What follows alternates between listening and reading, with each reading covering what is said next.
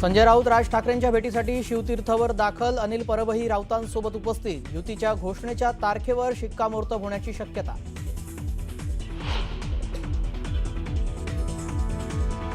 येत्या आठवड्यात ठाकरे बंधूंच्या युतीची घोषणा होणार. राज आणि उद्धव ठाकरे एकाच मंचावर येऊन युतीची घोषणा करणार. संजय राऊतांची माहिती.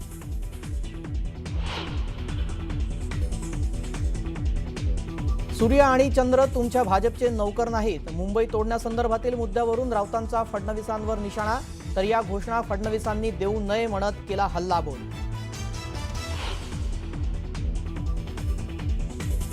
आगामी पालिका निवडणुकीत पिंपरी चिंचवडमध्ये दोन्ही राष्ट्रवादी एकत्र लढण्यावर चर्चा. सुप्रिया सुळेंनी आघाडीबाबत फोन केल्याचा राष्ट्रवादीच्या नाना काटेंचा दावा.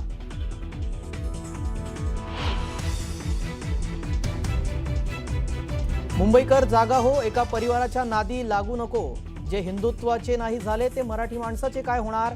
मुंबईत उद्धव ठाकरेंविरोधात बॅनरबाजी. बॅनर कुणी लावलं हे अस्पष्ट. वरळीत ठाकरेंच्या शिवसेनेचा आज मेळावा. करून दाखवलंय ते अभिमानाने सांगूया या शीर्षकाखाली मेळाव्याचं आयोजन. आदित्य ठाकरे काय आरोप करणार याकडे सगळ्यांचं लक्ष. राजधानी दिल्लीत वाढलं प्रदूषणाचं संकट. AQI पोहोचला 400च्या पार. दिल्लीमध्ये 5वी पर्यंतच्या ऑनलाईन क्लासचा निर्णय. प्रदूषणामुळे अनेक विमानसेवांवरही परिणाम.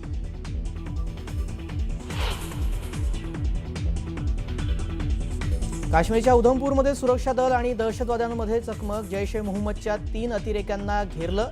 चकमकीदरम्यान 1 कमांडो शहीद.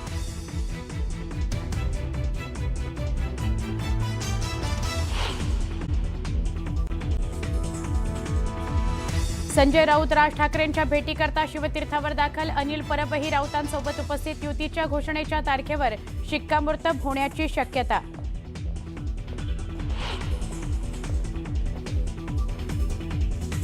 येत्या आठवड्यात ठाकरे बंधूंच्या युतीबाबत घोषणा होणार. राज आणि उद्धव ठाकरे एकाच मंचावर येऊन युतीची घोषणा करणार. संजय राऊतांची माहिती. सूर्य आणि चंद्र तुमच्या भाजपचे नौकर नाहीत. मुंबई तोडण्यासंदर्भातील मुद्द्यावरून राऊतांचा फडणवीसांवर निशाणा. तर या घोषणा फडणवीसांनी देऊ नयेत म्हणत केला हल्लाबोल.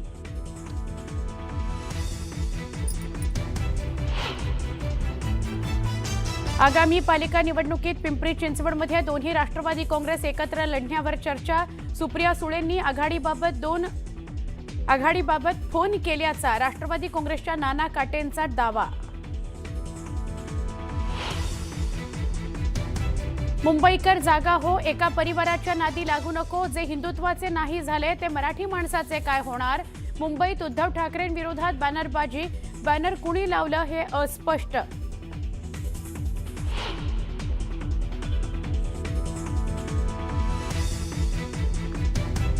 वरळीमध्ये ठाकरेंच्या शिवसेनेचा आज मेळावा.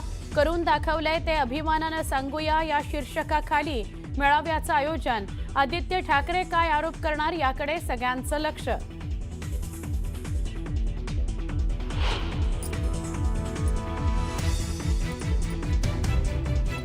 राजधानी दिल्लीत वाढलं प्रदूषणाचं संकट. AQI पोहोचला 400 पार. दिल्लीत 5वी पर्यंतच्या ऑनलाईन क्लासचा निर्णय. प्रदूषणामुळे अनेक विमान सेवांवरही परिणाम.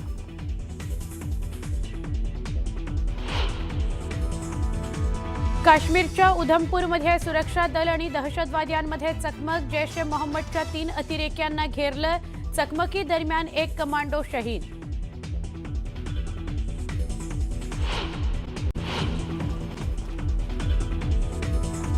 येत्या आठवड्यात ठाकरे बंधूंच्या युतीची घोषणा होणार. राज आणि उद्धव ठाकरे एकाच मंचावर येऊन युतीची घोषणा करणार. संजय राऊतांची माहिती. तर निवडणुकीच्या मुद्द्यावर आज राज ठाकरेंना भेटणार. राऊतांनी केलं स्पष्ट.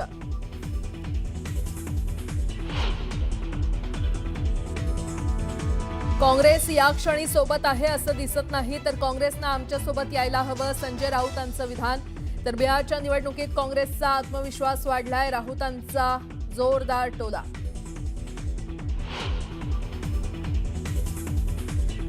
रहमान डकेत कोण हे मुंबईकरांना माहिती आहे. तसंच मुंबई कुणाला लुटायची आहे हे सुद्धा जनतेला माहिती आहे. अधिवेशनादरम्यान शिंदेंनी केलेल्या टीकेचा संजय राऊतांकडून थेट समाचार.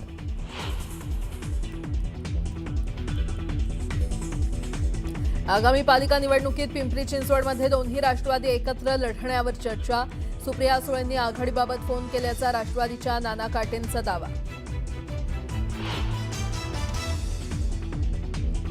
मुंबईकर जागा हो, एका परिवाराच्या नादी लागू नको. जे हिंदुत्वाचे नाही झाले ते मराठी माणसाचे काय होणार? मुंबईत उद्धव ठाकरेंविरोधात बॅनरबाजी. बॅनर कुणी लावलं हे अस्पष्ट. वरळीत ठाकरेंच्या शिवसेनेचा आज मेळावा. करून दाखवलंय ते अभिमानानं सांगूया या शीर्षकाखाली मेळाव्याचं आयोजन. आदित्य ठाकरे काय आरोप करणार याकडे लक्ष. राजधानी दिल्लीत वाढलं प्रदूषणाचं संकट. AQI पोहोचला 400 पार. दिल्लीत 5वी पर्यंतच्या ऑनलाईन क्लासचा निर्णय. प्रदूषणामुळे अनेक विमान सेवांवरही परिणाम.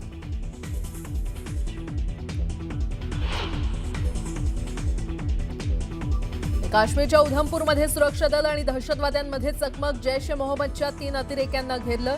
चकमकी दरम्यान एक कमांडो शहीद.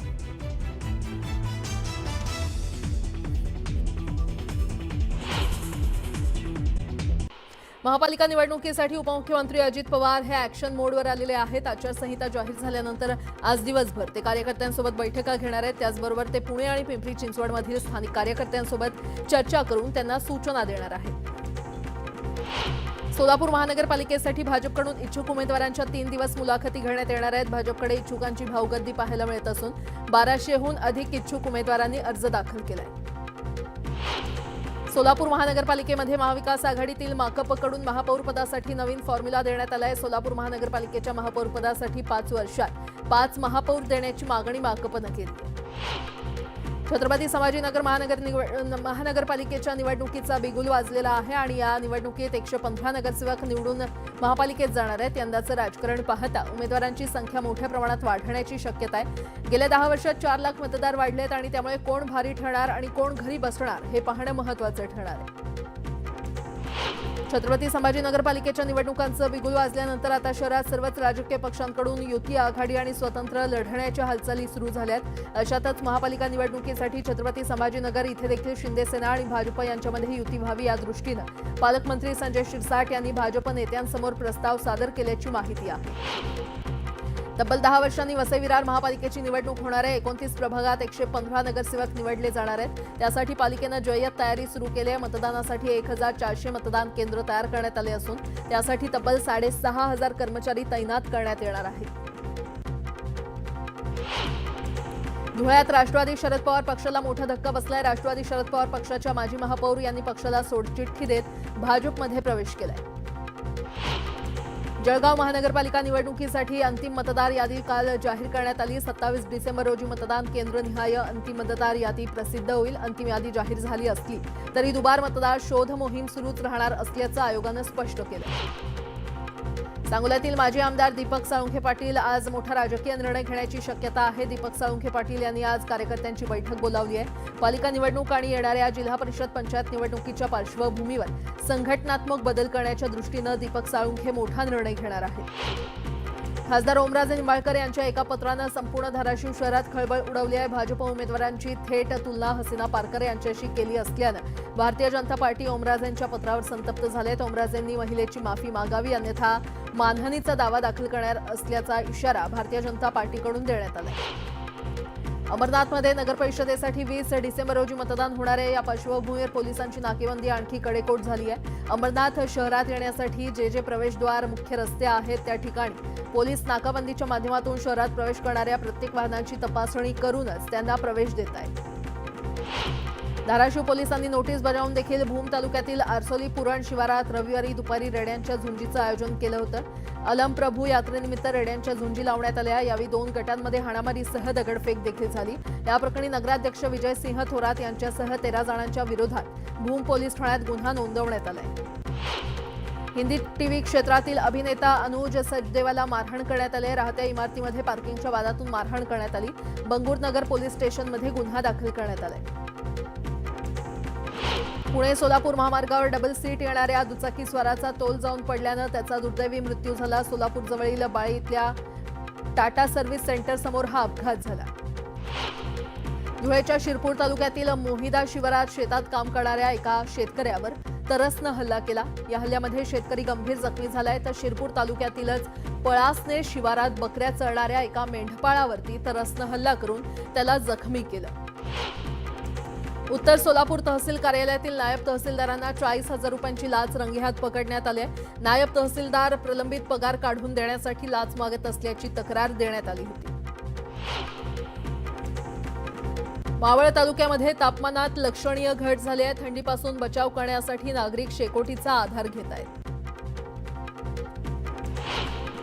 जुन्या पुणे मुंबई महामार्गावरील अमरदेवी मंदिर, घोरडेश्वर देवालय तसंच तळेगाव दाभाडे सीआरपीएफ कंपाऊंड या परिसरात रात्रीच्या वेळी वेश्या व्यवसाय सुरू असल्याच्या तक्रारी वाढलेल्या आहेत। शिवसेनेच्या शिष्टमंडळानं पोलीस निरीक्षकांची यासंदर्भात भेट घेतली आहे।